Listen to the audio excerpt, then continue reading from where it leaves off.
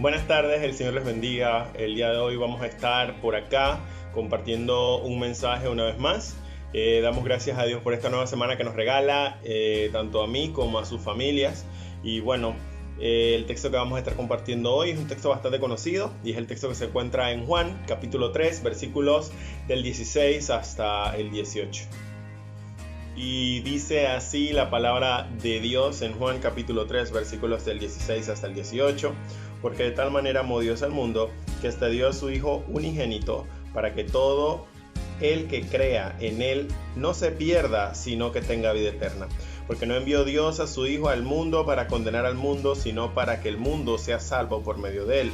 El que cree en Él no es condenado, pero el que no cree ya está condenado, porque no ha creído en el nombre del unigénito Hijo de Dios. Bien, el día de hoy tenemos un texto que es bastante pequeño, o pequeño en realidad, pero que contiene uno de los significados más grandes acerca de nuestra fe. Ese texto nos habla acerca de cómo funciona todo esto de la gracia y de la salvación que tenemos o recibimos a través de Jesucristo. Entonces, lo primero que deberíamos tomar a consideración es qué hizo Dios por amor a la humanidad. Lo que hizo Dios por amor a la humanidad fue darnos su único Hijo.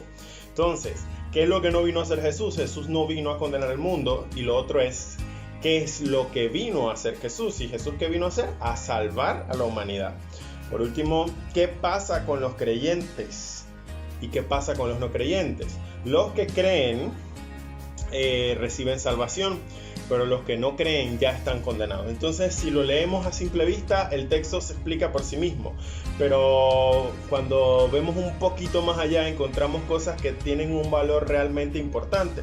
Por lo menos, el día de hoy, en la versión en que leíamos esta palabra, había una palabrita que es distinta en la que usualmente nos aprendemos este versículo 16, y es que esta palabra distinta es hasta. Y yo me preguntaba, ¿qué denota la palabra hasta en el versículo 16? Para mí denota un extremo, es decir, cuán grande o cuán extremo es ese amor que tiene Dios por nosotros. Siempre cuando vemos la Biblia, en este versículo se nos dice que nos ha dado su único Hijo. Ahí se nos aclara, este es el único, o sea, esto es amor extremo por parte de Dios. Pero cuando se nos dice hasta, se nos aclara que ese amor es aún más grande que lo que nosotros entendemos. Y es que es muy bonito porque cuando nosotros usamos la palabra hasta, la usamos para decir que esto es lo último o te estamos dando todo lo que tenemos. Cuando solemos decir yo daría hasta mi propia vida por X o Y razón, en este caso Dios estaba dispuesto a dar hasta su Hijo por amor a nosotros.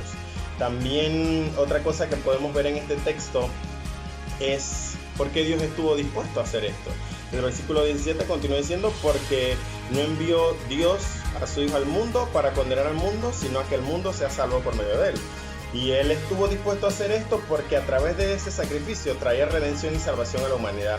Jesús no había venido para condenarnos, sino para traer una buena noticia del pacto de Dios a los hombres. Es decir, Dios hace esto por amor a nosotros. Nosotros no íbamos a ser capaces de expiar nuestros pecados. Nosotros no íbamos a ser capaces de hacer las cosas bien por nuestra propia cuenta.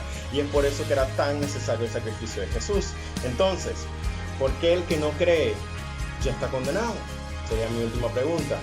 Y aquí radica un mensaje central acerca de nuestra condición como seres humanos. Nosotros nacemos pecadores. No se trata de que nacemos y nos hacemos malas personas. Simplemente nosotros nacemos inclinados hacia pecar. Entonces, de por sí desde nacimiento, entonces, guiándonos por lo que dice la palabra, entonces estamos condenados a muerte, porque la paga del pecado es muerte. Y por lo tanto, al estar tan arraigados al pecado, ya estamos condenados desde el momento en que nacemos. Pero el Señor, en el versículo anterior, nos dice que tiene una solución para el pecado, y esa solución la encontramos a través de Jesús, quien dio su vida por nosotros, quien no vino a condenar al mundo, sino a darnos salvación.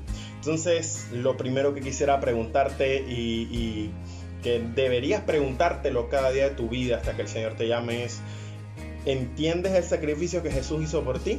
Muchas veces vamos por la vida sin entender lo que Jesús hizo por nosotros. Vamos creyendo que porque hicimos una oración en donde decíamos que aceptábamos a Jesús, ya somos salvos, o porque nacimos y crecimos dentro de un ambiente de iglesia, ya somos salvos. pero no nos damos cuenta que no tenemos una relación estrecha con el Señor y que por lo tanto no estamos siendo parte de esa salvación que Él da. Entonces, no es hasta que entendemos verdaderamente lo que significa el sacrificio de Jesús en nuestra vida que nosotros empezamos a hacer las cosas mejor de las que las hacíamos antes. Y en segundo lugar, quisiera que te preguntaras, ¿crees firmemente que has sido liberado de las garras del pecado? Hace unas semanas atrás les compartía que cuando sentimos ese ardor en nuestro corazón, nos damos cuenta verdaderamente que el Señor nos ha perdonado. Quizás el ardor no sea físico, a veces simplemente es algo que se siente muy dentro, una convicción muy profunda dentro de nuestros corazones. En ese momento que nos damos cuenta que el Señor verdaderamente nos ha librado, ese momento en que nos damos cuenta que verdaderamente hemos tenido un encuentro con el Señor. Entonces, mi invitación para ti es que si no has tenido ese encuentro, sigue buscando al Señor hasta ese momento en que te encuentres cara a cara con Él y puedas sentir esa convicción dentro de tu corazón. Y si ya has tenido ese encuentro, sigue siendo de esas personas que se pregunta cada día de tu vida qué significa ese encuentro que has tenido con el Señor. Entonces, que tengan una bonita y bendecida semana y que el Señor nos siga permitiendo compartir a través de este medio o de los medios que nos proporcione la palabra del Señor con cada vez más personas. Feliz semana.